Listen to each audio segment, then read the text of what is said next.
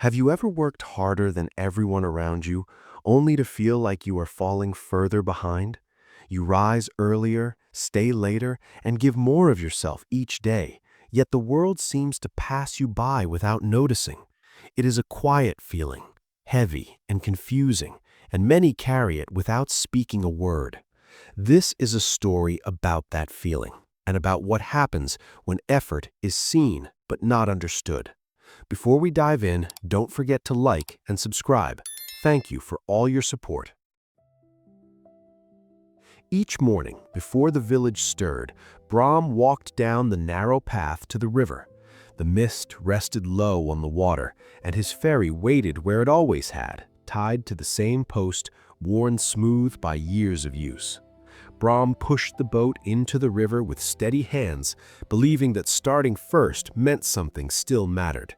He rowed across while the river slept, the oars dipping and lifting in a rhythm his body knew by heart.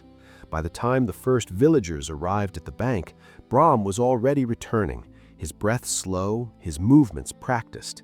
He nodded to those waiting, but their eyes often drifted past him, down the shore toward other boats. As the sun climbed, younger ferrymen arrived. Their boats were lighter, their voices louder, their laughter carried easily across the water. They called out to travelers, offering quick crossings and easy smiles. Brahm said nothing. He rowed again and then again, trusting that work alone would speak for him. The riverbank grew busy. Travelers stood in small groups, pointing, comparing, choosing. Brahm heard his name now and then, spoken softly, followed by pauses that felt longer than words. He gripped the oars tighter and pushed harder, sending ripples across the river's surface. But the river did not respond. It flowed the same as it always had, calm and unbothered. Brahm's ferry moved steadily, not slow, not fast, just as it always had. When he returned, fewer people waited for him than before. Across the water, Brahm watched another ferryman arrive with ease. The man carried fewer passengers, yet coins dropped into his hand alongside relaxed smiles. Brahm stood in his boat, chest rising and falling, wondering why his longer days earned him shorter lines. At midday, others rested. They sat beneath trees, shared bread, and spoke softly. Brahm did not stop. He rowed alone, back and forth while the sun pressed down on the river. Eyes followed him now, measuring his effort, weighing it, and quietly setting it aside. A group of travelers arrived together and walked past Brahm without a word. One slowed for a moment and looked back, uncertainty crossing her face, before turning away. Brahm stayed where he was, hands resting on the edge of the boat, feeling the space around him grow wider. That evening, the river reflected long bands of orange light. Voices drifted from the village as ferries were tied and paths cleared. Brahm pushed off once more, though no one waited. The oars moved as they always had, but the crossing felt emptier than before. The next days followed the same pattern. Brahm arrived first and left last. He worked harder than anyone on the river, yet each morning fewer people chose his ferry. Children watched him with curiosity, then followed their parents toward other boats. One afternoon, dark clouds gathered quickly, and rain fell hard onto the water.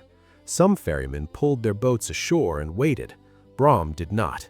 He believed endurance would be seen, and so he rowed into the rain. From the bank, villagers watched in silence as his ferry rocked against the current.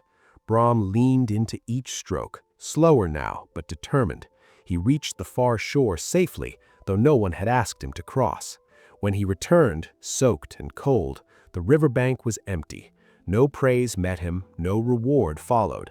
Only rain striking water and wood filled the air. In the days that followed, Brahm began to notice what he had missed. Travelers were not choosing only speed. They watched how ferrymen greeted them, how calmly they moved, how steady the crossing felt. Brahm's urgency showed in his tight grip, his hurried motions, his constant return to the oars. One morning, Brahm arrived early as always, but he did not push off. He sat in the ferry and watched. He saw how others waited without strain, how they spoke with ease, how their boats rested gently against the shore. For the first time, Brahm stayed still while others worked. When travelers approached, Brahm did not rush. He helped them step carefully into the ferry. He adjusted the boat slowly and pushed off without force. The crossing was no faster than before, but the water felt quieter beneath him. People noticed. Voices softened, hands loosened their grip on the boat's edge. When Brahm reached the far bank, a few travelers smiled with surprise and thanked him. Brahm rested before rowing again. By afternoon, he worked fewer trips.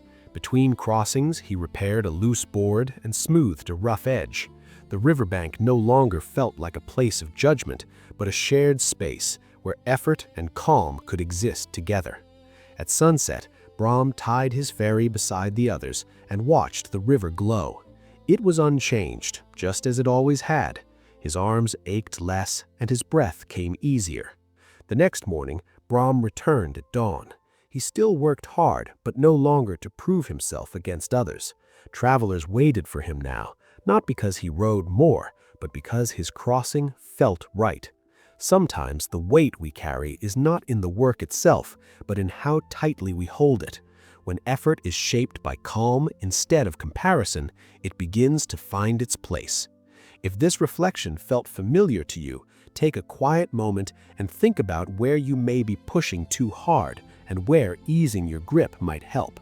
Did one small moment feel especially true to you? Tell me in the comments, and thank you for watching.